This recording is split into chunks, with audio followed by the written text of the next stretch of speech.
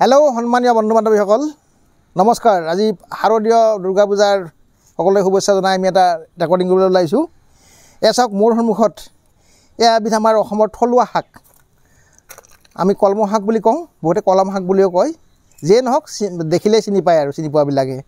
এয়া সাধাৰণতে মানে পানীত জন্মা এবিধ উদ্ভিদ, কিন্তু আমাৰ উপাদেয় এবিধ অত্যন্ত প্ৰয়োজনীয় বা উপকাৰী খাদ্য বা শাকত পৰে আৰু। গতিকে এই কলম শাকৰ উপকাৰিতা যথেষ্ট আছে। এই ভিটামিনৰ পৰা আৰম্ভ কৰি বিভিন্ন ইয়াৰ কৈ শেষ কৰিব নোৱাৰি, উপকাৰ বহুত আৰু ফাইবাৰটো আছেই। গতিকে আমি সকলোৱে ইয়াক খোৱাৰ দৰকাৰ।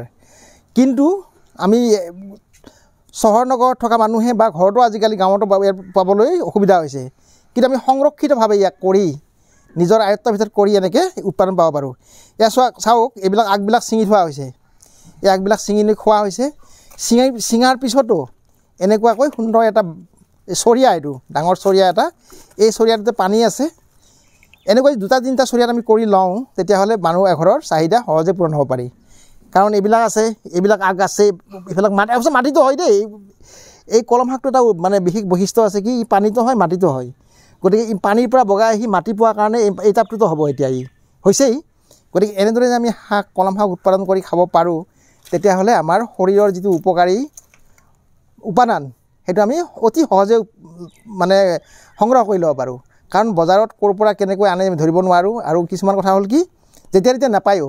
কিন্তু ঘৰত যদি আমি এনেকৈ উৎপাদন কৰি লওঁ, আমি যেতিয়াই মন যায় তেতিয়াই ছিঙি লৈ গৈ আমি ইয়াক ব্যৱহাৰ কৰিব পাৰোঁ।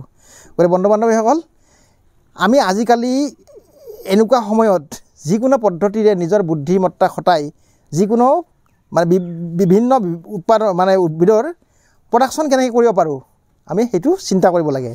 আৰু তাৰ চিন্তাৰে এইটো সুফল দেখিছে। এয়া কেনেকৈ কম পানীতে কম সৰু পাত্ৰতে কলম শাক উৎপাদন কৰি খাব পাৰি। এইটো বহুতেই কৰে, আমি দেখিছোঁ কৰা। গতিকে এনেদৰে কৰে যদি তেতিয়াহ'লে জকমকীয়া হৈ উঠিব। আৰু আগবিলাক ওলাইছে, ছিঙাৰ কাৰণে অলপমান পাতল হ'ল, এইবিলাক ওলাইছে আৰু ঘন হৈ যেতিয়া জকমকীয়া হৈ উঠিব, ইয়াৰ পৰা ধুনীয়াকৈ মুঠি ছিঙি লৈ যাব পাৰি, মুঠি ছিঙি লৈ যাব পাৰি। গতিকে ইয়াৰ সুফলটো আমি দেখুৱালোৱে। গতিকে বন্ধুসকল, আপোনালোকে কৰক, নিজৰ ঘৰৰ চাহিদা পূৰণ কৰক এইদৰে কলম শাক কৰি।